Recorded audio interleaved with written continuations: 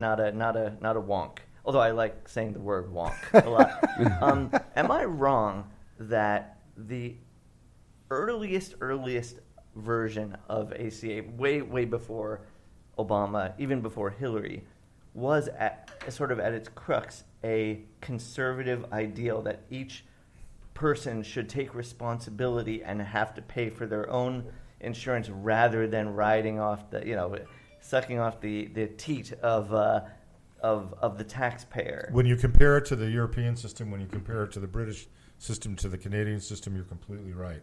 What they did was they just mirrored. What they did is they mixed private sector economics with government controls. Mm-hmm. What they said was you will buy insurance from the private sector, but that insurance will have certain benefits and to some degree somewhat price regulated. So yes, it was different than other models. No, wait. It was different than the interruption, European model, and it was different than the Canadian model. Yeah, you're talking about these people being staunch financial conservatives, but the Freedom Caucus. Yeah. Isn't the idea behind financial conservatism that you should get what you're paying for and pay less? Of course, you want less money coming out of the pocket of the taxpayer, but you want that money that is being spent to be spent wisely. Get rid of the poor. But they assume that there's this magic negotiation between the consumer and the seller of a product. So so my guess is that their image, if you were to say to them in a town hall, somebody from the Freedom Caucus, well, then how do I make sure I get? How do I get my benefits? How do I pay for what I need as I age? How do I pay for this operation that I need, et cetera, et cetera? And they would say it's a dynamic between the consumer, the seller, and the buyer of the product. They would say just kick the tire, so to speak. That's how you buy a car. That's how you buy a new house. That's how you buy blankets for your bed. You kick the tire, so to speak. The problem with healthcare is, number one, it's much more expensive. Number two, when you need healthcare, many times you need it at a time of crisis, and who in the hell wants to negotiate as you're going into the hospital, finding out you've got cancer, et cetera, et cetera. So their basic premise that it should be market-driven and consumer-driven, and a thing between the individual consumer and the seller of the product is a premise that just doesn't deliver. It just doesn't work. Because it always and that's part. Excuse me. That's part of why we saw such a catastrophe coming by killing Obamacare, because so many people would have been left on their own. But don't you see? And you made a good point with market value and private sector coming in with government, and you can never trust what they're going to bring you. I mean, like if you go to an HMO, and the HMO you have to go and if you want acupuncture, well, go through the doctor. He will see if you need that. He'll prescribe it. Yeah, but if I request it and say this is what I want, they say no. We decide. You still have hoops to jump through. Yeah, you decide what you feel that you. I would like a nutritionist. You say preventive medicine. Yeah, well, we don't think you need that. And it says, well, that's too expensive or this, that. Why can't the consumer, if he's paying a certain amount of money, why aren't these different things? Because he's paying a lot of money, he should be able to ask for all these different things that he wants. If we're talking about preventive medicine and making them healthier, you want to get rid of obesity and all these different things, then they should be able to get nutritionists. They should be able to have an acupuncturist for pain and all these different things. But you got to go through these HMOs that they control to tell you what you need. Because I went through it. I mean, I go through it with my own doctor, and I have to switch things up. Well, this could be the beginning of some very big change. Mm-hmm. And one of the things that, you sort of watch Bernie Sanders very closely. And right. I think, number one, that the generation that's coming up, I'm talking about the millennial generation, and the experience of healthcare, its expense, its lack of availability, as you were just talking about, could lead to a different. This same movement can be morphed into a movement that believes in single payer. But I don't know if just looking at what we've seen from the Trump loyalists in the past few months since he's taken office, I don't see the general population that supports him leaving party to support what's actually going to help them. They left him behind. I Yeah, mean, a lot of the movement that changed this, I mean, they were going back into districts. These Republicans, Darrell Issa in California, which swung election in a blue state, California. I mean, Hillary won by 3 million votes in California. It was her strongest state from a percentage and mathematical point of view.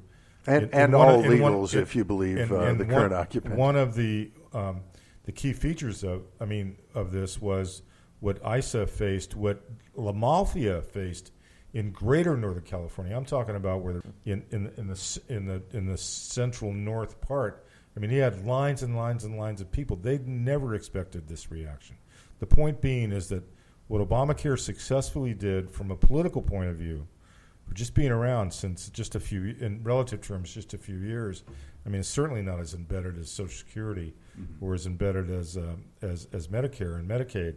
But what it did is that there were enough people that benefited from it so that when it got to the bottom line, they stood up. And they stood up without being led. See, that was the beauty of this, right, is that it wasn't like the Democrats, who I think did a respectable campaign in this instance, but it's not like they made all this happen. What happened was this was a natural grassroots movement of anger, of resentment, and they knew the bill was bad. This bill was a terribly written piece. Well, you brought up the millennials. The millennials have the highest colon cancer rate right now. I didn't know that. Yes, their big hit is about fast food. I mean, it's shoved down your throat. These kids they're not talking about, all they think about every day is being a consumer and trying to make money and to live this particular lifestyle and all this fast food. They're not telling them how bad this food is for them, that by the time they hit 30, they've got colon problems. These kids have colon cancer by 30 years old. That's very tragic. So you have to change, these different things. Yes, we're all about the money, which is the battle has always been capitalism and labor. There's always been this battle between no one wants to pay you, and then they also don't want you to have any benefits, but they want you to work. They want you to do all these different, why, I've always asked, why do you not want to take care of the American worker? Why do you have to continue to try to screw them every chance you get? You don't want them to have medical. You don't want them to have retirement, anything. But the important thing is convincing them that it's somebody else's fault that they don't get any of this stuff, not the Republicans in Congress. And how many more lobbyists do we have? I mean, now there are thousands of lobbyists. And when there used to be, say, 100, now there are thousands of lobbyists. Most of your congressmen, once they get out, they become a lobbyist. And they go and they work for these different corporations. How much more? Well, David, to your point, what I thought was really interesting was after the defeat, the first thing Trump did was come out and blame the Democrats. When they never reached out to Democrats, as far as I know, they never tried to. None of this was bipartisan. So it's like the one group. It seems to me the one group blame for this failure. Well, the Republicans. I mean, there are a lot of Republicans that didn't vote for it. They have the House. They have the Senate. You felt, hey, he should have won. He should have won. Yeah. His own people. The same way they did to Obama when they said, Obama, hey, you should have gotten everything you wanted. You had both houses, and you had the Senate and the House, and he didn't win. What they should have done is here's what. There's a lot of ways they could have done a much better job, and one of them was by actually working for the last 7 years on a viable replacement. Exactly. That's number one. And building bipartisan consensus. You know what's interesting? I led the fight in California as the advocacy director to stop George Bush from partially privatizing Social Security, and I've always had a knack for that issue, and I've read a lot of books about the history of Social Security and FDR, et cetera, et cetera. Social Security really is a product, and if you look at after 1935, the extension of Social Security to cover surviving family members when the wage earner dies, the cost of living adjustment, other kinds of improvements, the COLA, the cost of living adjustment, which is called in nomenclature, the COLA. Almost all of the benefits that were added to Social Security, covering people with disabilities. If you become disabled on a work site, you can get your Social Security, as well as get your Medicare at a younger age than you otherwise would get. Those changes happened under administrations. Mm-hmm. Richard Nixon signed the cost of living adjustment. Dwight Eisenhower signed the disability benefit. Right. Because what had happened, and what's so great about this victory is, and even though it's now forced upon the Republicans, is that maybe health care, the framework that was set up for Obamacare, maybe it becomes ingrained in our political and policy lives, just like what happened to Social Security. I mean, the president, and it was a tough fight, and there was a lot wrong with the way that he shaped the legislation. The president that extended Medicare to include prescription drugs in 2001, 2002 was George Bush. Here's the point. The point is that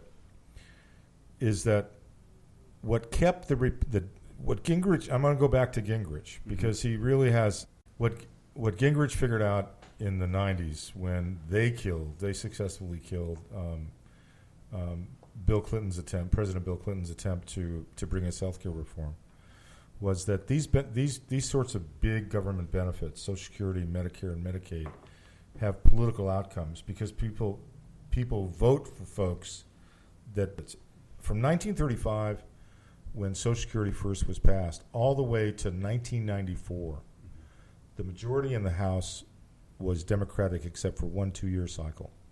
The Democrats had the House of Representatives.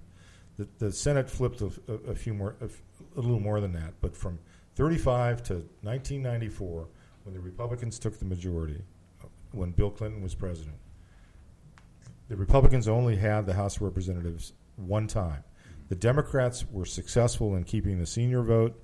The Democrats were successful in keeping the vote that benefited from unemployment insurance, Social Security insurance, Medicare insurance, Medicaid, which serves the poor, and what any political prognosticator calculates is one of the things that happens out of these benefits is that people see who essentially gave it to them, and so they put him. You asked back when Henry Waxman was the House member in the Fairfax district. You couldn't walk down the street and not meet a Waxman voter. They loved him, but they knew that he delivered he delivered for them, and that he protected these programs. So the reason why they wanted to kill, the political reason why they wanted to really mess up Obamacare, was that they knew that a lot of this was political. Now they're stuck and have to manage it, and now they're going to have to govern, because there is no way in which they're going to go back to this kind of a disaster a second time. Right. Hopefully what they do is they grow up and become adults, and which is a tough one given the guy we got in the White House right now. Right. And start to talk to the American people and learn what else they need to improve and to build as opposed to destroy.